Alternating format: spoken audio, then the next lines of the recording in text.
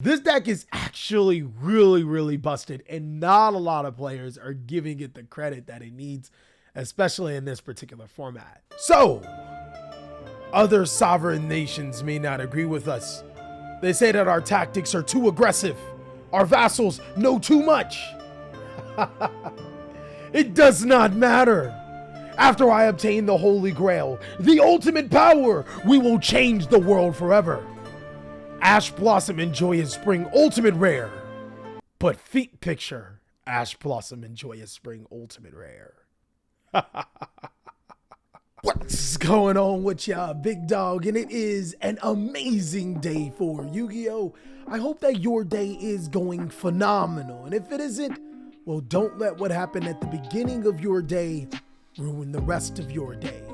Speaking of such, there have been quite a few comments on my meta tier list. What about this deck? What about this deck? Well, today I want to introduce to you the Rogue tier list to cover a lot of those strategies that may have been missing on the meta tier list, but more importantly, giving you an idea on what are the top Rogue strategies. Now in this particular tier list, I'm going to talk about decks tier 2 and below. And of course, I have 5 different categories to be able to put these particular decks in. Top Rogue are these strategies that can definitely compete inside of these metas. This deck can go against the biggest of the biggest dogs. Really good are strategies that can still compete fairly well inside of this meta. They just have maybe 1 or 2 things that may be going against them in this particular format. Takes a really good pilot is not a bad strategy whatsoever. These strategies just take a dedicated pilot that knows the ins and outs not only of the deck, but of course the particular format. A lot of effort are also not terrible Yu-Gi-Oh decks, but they require way more effort to put in to make them competitive than what would be required from some of these other decks. Then of course, everybody's favorite, oh no, what are you doing, baby? These are the strategies you should consider not playing inside of this format for one particular reason or another. Let's go ahead and jump on in with starting to talk about Utopia. Utopia is actually a strategy that does take a lot of effort. Unfortunately, the Utopia strategy, or fortunately, the Utopia strategy did get support in Lightning Overdrive and the Battles of Chaos set or Brothers of Legend set, but unfortunately, that support wasn't enough. Utopia Dragonor is actually a really good card, allowing you to special summon number monsters from 1 through 100 to your side of the field. As an Exceed summon, you can summon some pretty powerful monsters like Hope Harbinger. And then there's also the ability to be able to make Utopia double, a 10,000 attack monster that can attack for game if it's attacking a monster under 2,000 or less. This gives Utopia a lot of pop in its game. The problem with Utopia is that when going first, normally your board requires most of your hand and isn't necessarily a hard board to crack. A well-placed Dark Ruler No More and Forbidden Droplets literally destroys the strategy. There's not really much else to say about Utopia in that department. I think that it's a pretty decent going second tier 2 deck, but unfortunately the combos that you would put in with Utopia, you could put in that exact same amount of effort with other decks and get better results. On the other side, ABC is actually a fairly good strategy in today's Yu-Gi-Oh card game. Now, what exactly has changed for ABC? There's a few things. First of all, Destrudo being unbanned did give this strategy an additional extender if you decided to go that route, but more importantly, the Wandering Griffin or the Adventure Token engine is amazing for this strategy. Seeing that your A, B, and C monsters don't necessarily need to use their normal summon effect, they don't really have one that you really want to use, this strategy actually does take advantage of the Wandering Griffin engine. The big problem with this strategy is like almost every single hand trap does hurt ABC. Of course, Ghost Ogre and Snow Rabbit is definitely back inside of this meta, and that really hurts the ABC strategy's Union Hanger, preventing them from getting the necessary parts to be able to make a Buster Dragon. But overall, this strategy is really fun to play, really good, can be played as a combo deck, but I actually personally like the control variant of this strategy. Moving forward, Access Code Talker not only stands for Code Talkers, but also the Ignister strategy, because I completely forgot to put one, but Code Talkers are actually pretty good. This is a strategy that does suffer from Nibiru. If you can get off the Nibiru on this strategy, it's kind of like tough luck, but you do play Nightmare Corruptor Ibli, which is an incredible card in this format if they can't make the Verd Anaconda. Plot twist, they normally can't make the vert out of counter if you go full combo with this deck. You locking your opponent, meaning that they can't link summon, and giving them a monster that says they can't special summon unless they link summon. This could be way worse than the artifact lock, as this can not only completely shut down your board, your opponent's board, you also have some pretty cool disruptions inside of this deck. The Ignister strategy is a little bit more susceptible to hand traps, but of course not only can you play a plethora of hand traps yourself with crossout detonators, this card makes the at arrival monster that's up to 6,000 attack and unaffected by card effects. The only thing that's pretty much stopping that in this metagame is a kaiju, and not a lot of players play those. Burning Abyss. I would have to say Burning Abyss takes a really good pilot. I do think it is a really good deck, but the problem with Burning Abyss is that Tour Guide from the Underworld is not as free as what players would like to be. Ash Blossom, Infinite Impermanence, and Effect Veiler running rampant in this format is a no-go for Tour Guide being an amazing card, which means that Burning Abyss players have to get really creative when making their boards. Also, keep in mind, Nibiru the Primal Being is a card that prevents you from making your IB Masquerena Beatrice play, which is a one-card combo if you actually are able to summon Tour Guide. It's still a really good deck, but it's going to take a player that knows Burning Abyss inside and out, as well as the current meta that they're in, to be able to navigate with this strategy. Beetroopers.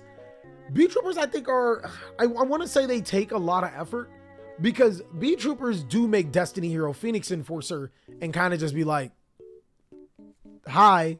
Like, I mean, this deck is susceptible to Nibiru. Nibiru is something that this deck always hated, and that's why a lot of players did started to play the Destiny Hero Phoenix Enforcer strategy. But the Beetrooper strategy in itself is not bad whatsoever. The Link 4 Beetrooper monster is unaffected by a lot of things. It's a complete monster. And then the deck's recovery is extremely good. My problem with Beetrooper is that not only does it take a really good pilot to work around the Beetrooper's restrictions, being having monsters on the field that only can summon insect monsters, or you can only summon insect monsters while you control those monsters, but insects themselves not having the most amazing cards inside of this format. I do think that Beetrooper is in the really good category though, just like Burning Abyss. But the problem with Beetrooper is that you have to know a lot with the Beetrooper strategy and how insects work, kind of like Weevil Underwood. Next, Blue-Eyes. Oh man, Blue-Eyes players. I give you guys a lot, and I give you guys a lot. I'll give you that. I do give you guys a lot of trash. I don't think you guys take a lot of effort. So there's that. I don't think you're, oh no, what are you doing maybe in the rogue tier list. I'll concede that to you guys. I do think that Blue-Eyes takes a really good pilot, because seriously guys, let's be honest. If I'm going to be honest with you guys, y'all got to be honest with me. Do y'all really think anybody could play Blue-Eyes? Anybody? Y'all think that anybody can just pick up Blue-Eyes and play Blue-Eyes and play Blue-Eyes well? You sure?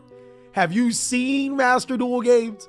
Come on, guys. That's something that we both have to accept, okay? Blue-Eyes is a lot better than what I gave it credit for in the meta tier list, and you guys have to accept that not a lot of people can Blue-Eyes, okay? Like, a lot of people suck with Blue-Eyes, and it's really, really bad.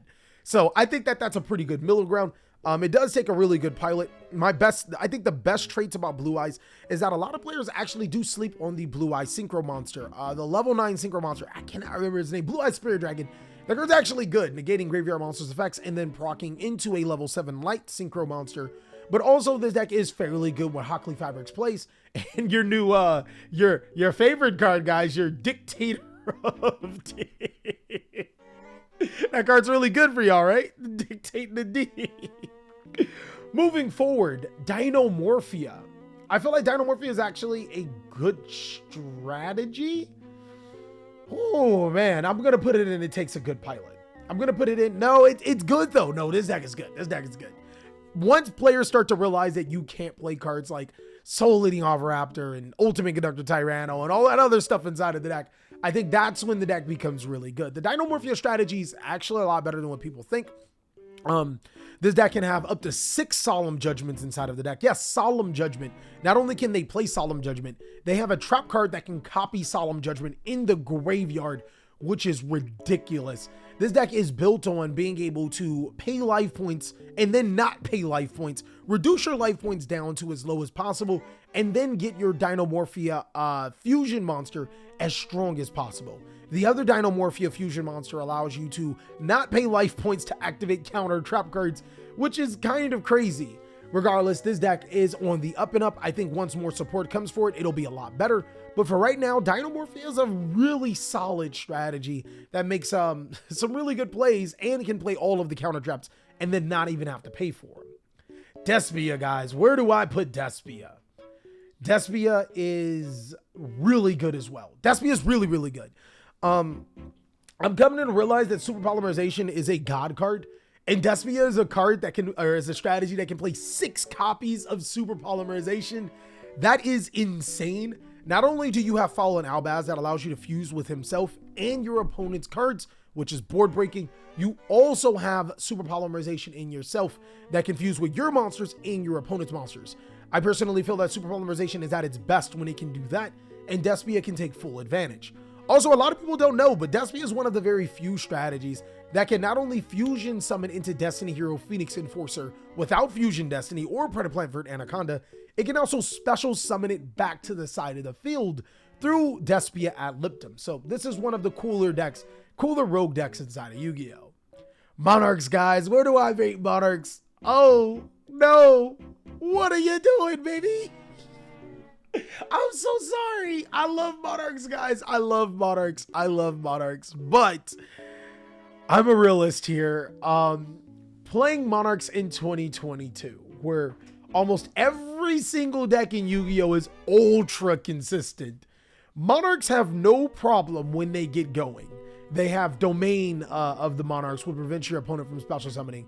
They have the Monarchs Erupt, which is a skill drain for anything not a Monarch. They have some really good cards. Where do Monarchs mess up with? Well, playing the deck is like playing a brick. Literally, you brick way too many times. It requires 3 card interactions without any interruptions to be able to make these plays.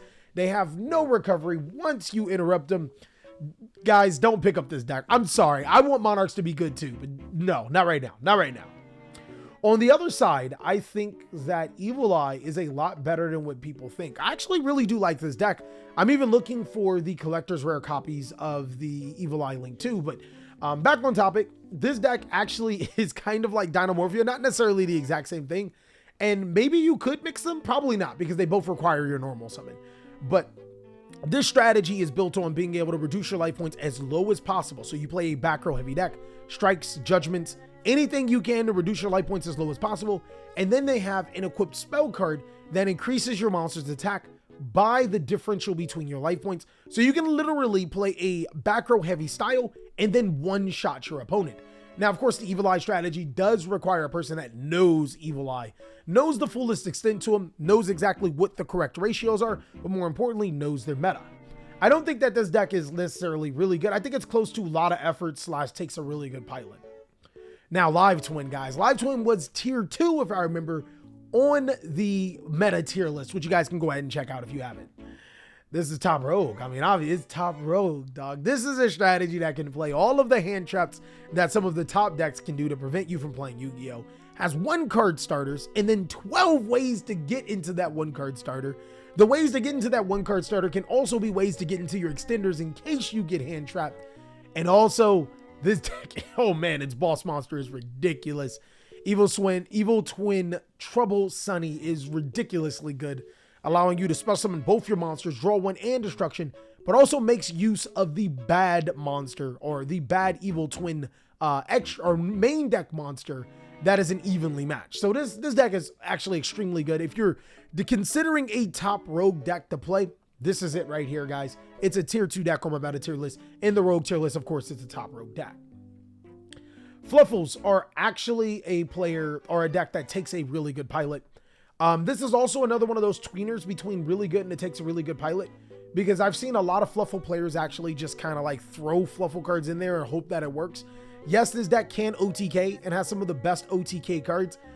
Fright for Wolf is amazing. I wonder how many times has an experienced Fluffal player, what is the maximum number of attacks that they've put on a Fright for Wolf? If you guys have played Fluffals, go ahead and let me know down below. What is the maximum amount of attacks that you put on a Fright for Wolf? I think mine was either 5 or 6. So that's always really fun to do. But even when going first, the Fluffal strategy, it's fairly good. It got some secret support inside of the Battle of Chaos set. I've seen a lot of players play Magician Souls in their deck. Not only is it an extender, it's a way to get rid of your toy vendor to search more Fluffal cards. I've seen players play the Guardian Chimera, which helps you break boards. This deck plays fairly decent against breaking through hand traps, but more importantly, it's a really good board breaking deck that can go first and set up some negations. Gren Maju. Ooh, Gren Maju. Oh man. This is a bold take because I think that this deck could actually be here, but I'm going to say that Gren Maju takes a lot of effort, and I have a good reason why. In this meta, we have monsters that, like, you can summon enough monsters to equal game. So it doesn't matter how strong Gren Maju is. Seriously, it does not matter how strong you make your Gren Maju. We're not in an era where Yu-Gi-Oh cards are really weak and Gren Maju is really strong, and you just, like, almost a lot of decks can literally just one punch. We have Access Code Talker for a reason, guys. So in that aspect, Gren Maju's biggest strength is minimized in this particular format. On top of that, I did not know that Pot of Desires being limited to 1 would be so hurtful. Like, it's like I thought that, oh no, Pot of Desire, no, it hurts. It really does. Pot of Extravagance is a decent card, but you can only activate Pot of Extravagance during the start of the turn, where Pot of Desires is like anytime you want to. The Danger Engine is also, I think, probably the better version of this deck, but then you can't use Pot of Prosperity. Like, it's like, oh my God. Gren Maju is in a really weird spot right now. I don't think it's a deck worth playing at this current second, just because there are a lot of decks that can one punch, kind of like Gren Maju. But I think a player that is playing it, right there, like a player that knows Gren Maju, it's a really good deck. Pendulum Magician. Yep, right there. So Pendulum Magician, the problem with Pendulum Magician is that you can't play hand traps, and you have to learn, and this is for all Pendulum strategies, and you have to learn how to play through your opponent's hand traps in a format where everyone is playing hand traps and everyone should be playing hand traps. So that is a deck that's really hard to navigate with. Also, the best thing about Pendulum Magician is to make Baron de Fleur and an Artifact Scythe. Being able to Artifact Scythe your opponent. This was actually one of the original decks to use Dagda into your Artifact Scythe to scythe your opponent and prevent them from special summoning from the extra deck. They made Tornado Dragon to accomplish this, but the problem is this is one of the weakest decks that Scythe locks your opponent. Let me explain. Phantom-Knights can actually Scythe lock your opponent twice. The base strategy doesn't even play the Scythe lock in the main board. It plays Artifact Lancia because it feels that deck is more important, or that card's more important. But what's crazy is that if I remember the other Scythe decks, they almost every single one of them have another way to summon Artifact Scythe or play around Forbidden Droplet, where this deck does not. But still, really good deck. Does take a good pilot to be able to manage and can make some really good boards. Speedroid is actually really good. I just suck with Speedroid. I have to get used to that. I just suck with Speedroid. Double Crystal Wing is a thing. Crystal Wing plus the Cosmo Blazar Dragon is a thing. I feel like this is one of those where it's like mid-tier. Maybe I'm overshooting it because I suck with I'm dog shit. I'm like the worst with Speedroid. So maybe I'm overestimating it, and it's just a deck that does take a really good pilot. I just don't think I'm that good pilot, and I think that there are better pilots. There are naturally better Speedroid players than me. So I do think it's a really good deck. It is a deck that does struggle a little bit with hand traps, but can definitely have some busted cards to help play around it. Infernoid is another strategy that takes a lot of effort. And the reason why is because unless you resolve your Void Imagination, you're never in an amazing spot. And expecting to resolve your Void Imagination every game, man, that's the definition of insanity. That's just not going to happen. I do like Void Feast. I think Void Feast going first is really good, but those two disruptions, when they get dropleted, or when they get Forbidden Droplet, discard a monster so you can't tribute. That sucks. So yeah, I do like the Infernoid monsters that they're all pretty much DD Crows. That's also amazing too. Like all of the level 8 and lower monsters are DD Crows, which could be really good in this meta, but I don't think that is enough to keep Infernoids in the top rogue. This is actually just anti-meta. I think anti-meta is pretty much dead in the TCG. And my reason is because these strategies in Yu-Gi-Oh now, they have so much extra kick to them. If you're playing a strategy that doesn't like have an archetype tied to it, you're at a disadvantage once they break your board because you don't have the recovery pieces that archetypes give you. And this is exactly what anti-meta does. Also, Faisal Down, Apache Cephalo, Inspector Border, not really great when Forbidden Chalice and Forbidden Droplet are running around. This is actually Tri-Brigade Lyralus gets top rogue, which is really weird because I want to say that this deck is tier 2. Like, I want to say that the deck is at the very least tier 2, but maybe still tier 1. It's really, really weird that this deck is even in the rogue category, but 0 tops. We have noticed 0 tops for the Tri-Brigade Lyralus strategy, that is the biggest fall that we've ever seen. It literally went and it just disappeared. Some players have been saying it's because players are tired of playing this deck. I don't co-sign to that. I think that players, especially good players, will play whatever the best deck is available. And if they felt that this deck was the best deck available, they'd still be playing it. It would not see this type of a drop-off. This is coming from people that know players that have been playing. They played Zoodiac for like 3 years straight, 2 years straight, however long it took. They played Teleport Dark Arm for who, like, they'll play whatever wins because that's what it's all about for competitive players. This deck does hurt a lot. It is missing a lot, but I do believe in this deck because not only can it play around Nibiru, it can make Utopic Draco Future before Nibiru.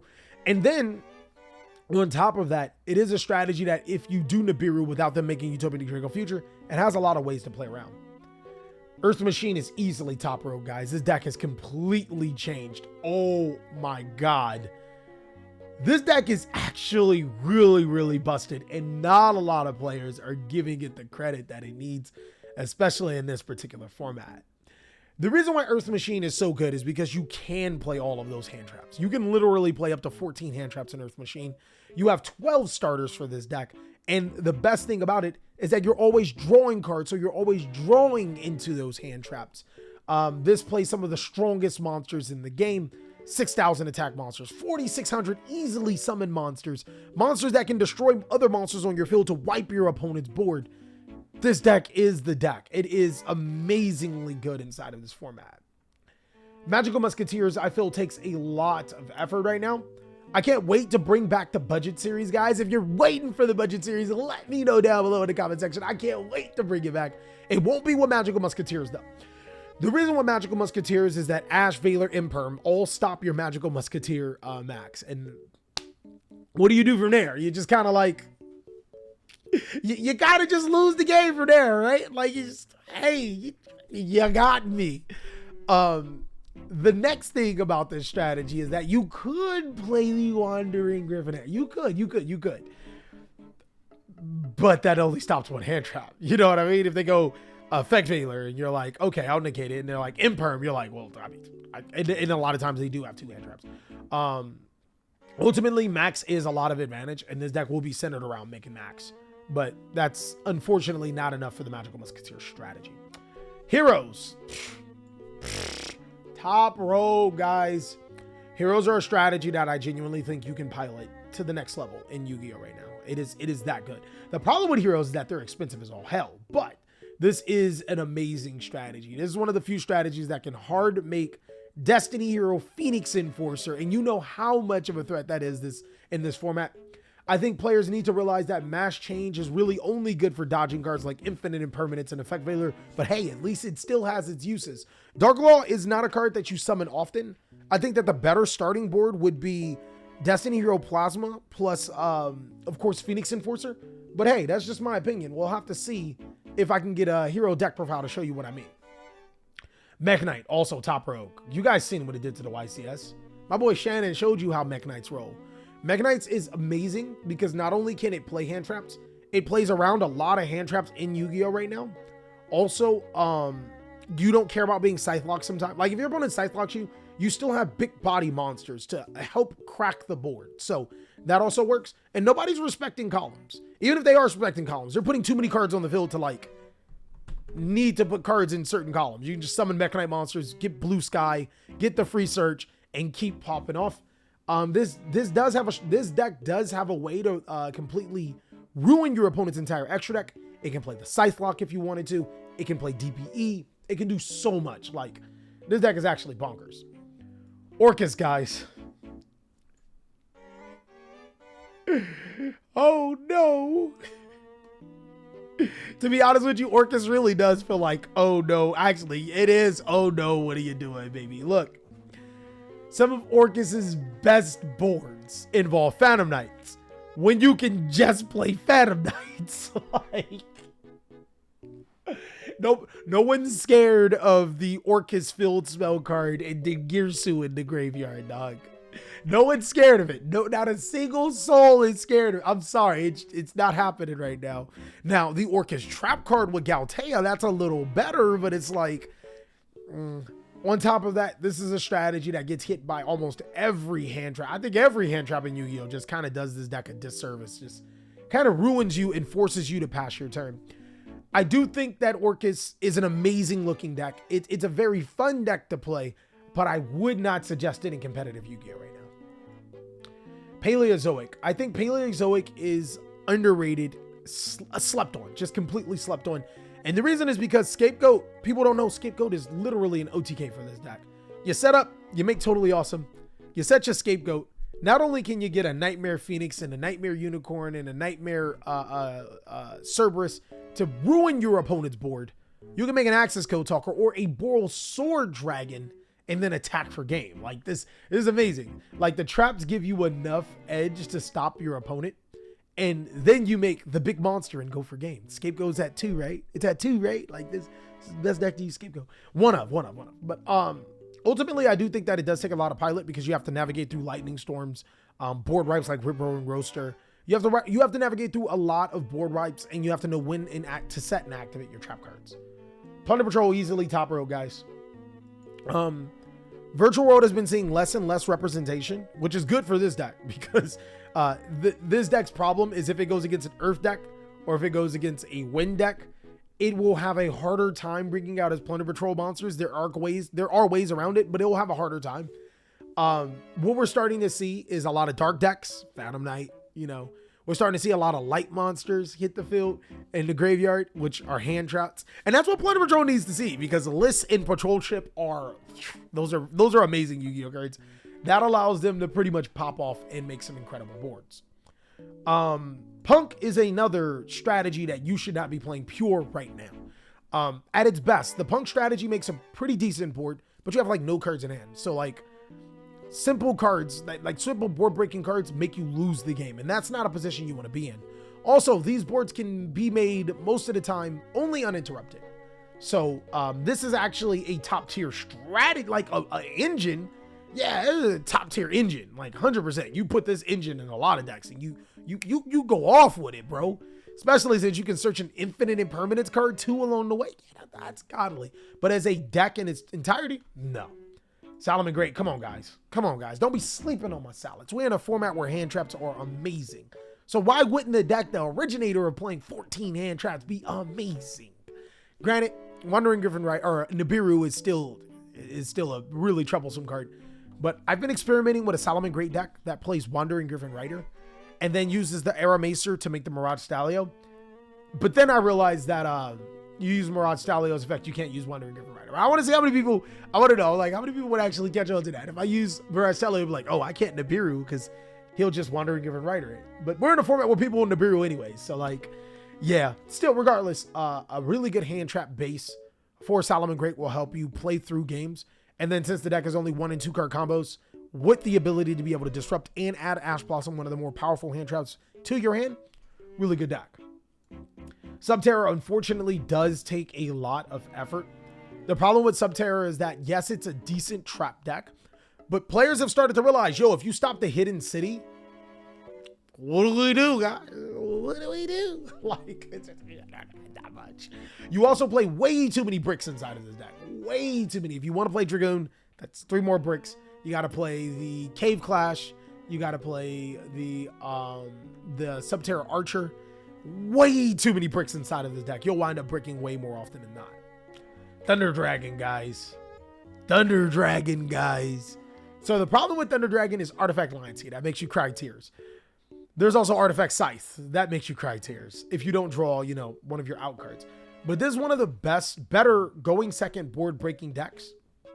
Unfortunately, some of the boards that you make, actually, let's demote this to takes a really good pilot. because of that. Like, too many hand traps. Well, the hand traps don't matter except for Lancia. And a lot of decks that are playing the Scythe Lock are just mainboarding Lancia and Lancia. You're just like, well, I can't play. But that is one of the biggest things that stops Thunder Dragon. And some of the boards that your opponent makes, you just can't. It's really, really hard to break without your extra deck if they do play that route.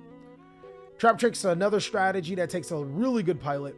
I'm going to say that it takes a really good pilot strictly because your opponent knows the trap cards you're setting. So you got to like once you see a Trap Tricks player, an experienced player, like, okay, your best card is Gravedigger's Trap Hole because that was one of the best cards in the game. Best Trap Hole cards in the game. You're not on the bad trap cards. We know that. Like, there's one that bounces all your extra deck monsters. Like, once they start to realize what your trap hole cards do, your deck loses that element of surprise. But it's still a fairly good deck. With the right pilot, it can definitely be played. Same thing with True Draco. I want to put you Draco. Actually, I'm going to put you Draco on really good. I'm going to go ahead and make a bold take. Because skill drain is at 3. You can lock your opponent down and then tribute off the skill drain when you want to get your effects. Your monsters are naturally big. You don't need your extra deck because you don't play an extra deck. A lot of hand traps don't affect you.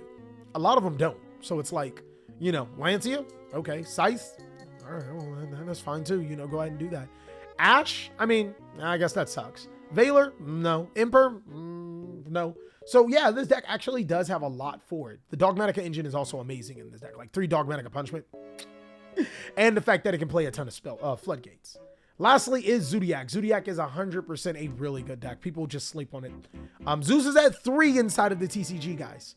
And with Zeus being at 3 inside of the TCG, that allows you to just break your opponent's board, make Zeus, put a whole bunch of materials on top of it. The only thing is you're going to have to deal with is Ghost Ogre and Snow Rabbit. That may be your biggest problem. And that is all that I have for the Rogue tier list. It's been really exciting to go over this tier list with you. I want you to let me know, am I missing some strategies in here? Am I wrong in some of these areas?